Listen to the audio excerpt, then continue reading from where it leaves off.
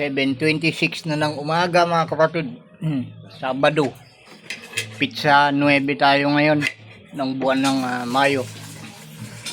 Kain na mga kapatid. Tanghali na naman ako. Ito yung ulam natin.